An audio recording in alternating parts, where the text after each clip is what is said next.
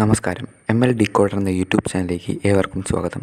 നവാഗതനായ അജിത് മണപ്പള്ളി തിരക്കഥയൊരുക്കി സംവിധാനം ചെയ്ത് സൂപ്പർ താരം ആൻ്റണി വർഗീസ് പെപ്പെ പ്രധാന വേഷത്തിലെത്തുന്ന ഏറ്റവും പുതിയ ചിത്രമായ കൊണ്ടലിൻ്റെ റിലീസ് ഡേറ്റ് ഇപ്പോൾ പുറത്തുവന്നിരിക്കുന്നു.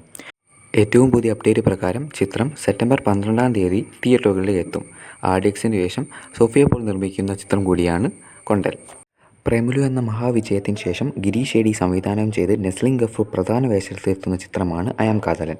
നേരത്തെ തന്നെ ചിത്രീകരണം പൂർത്തീകരിച്ച സിനിമയുടെ റിലീസ് ഡേറ്റ് ഇപ്പോൾ പുറത്തു വന്നിരിക്കുന്നു. ഓഗസ്റ്റ് മാസം തിയേറ്ററുകളിലേക്ക് എത്തുമെന്നാണ് ഇപ്പോൾ അണിയറ പ്രവർത്തകർ റിപ്പോർട്ട് ചെയ്തിരിക്കുന്നത്. തിയേറ്ററുകളിൽ മഹാവിജയം തീർത്ത പൃഥ്വിരാജിൻ്റെ ഏറ്റവും പുതിയ ചിത്രം ആടുജീവിതത്തിൻ്റെ OTT റിലീസ് ഡേറ്റ് ഇപ്പോൾ പുറത്തു വന്നിരിക്കുന്നു.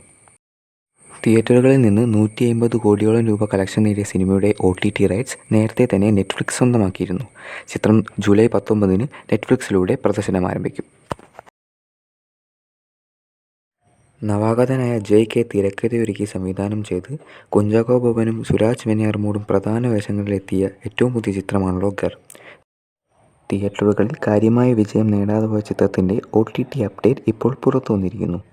ചിത്രത്തിൻ്റെ OTT അവകാശം ഡിസ്നി+ ഹോട്ട്സ്റ്റാർ സ്വന്തമാക്കി എന്ന കാര്യമാണ് ഇപ്പോൾ പുറത്തു വരുന്നത്.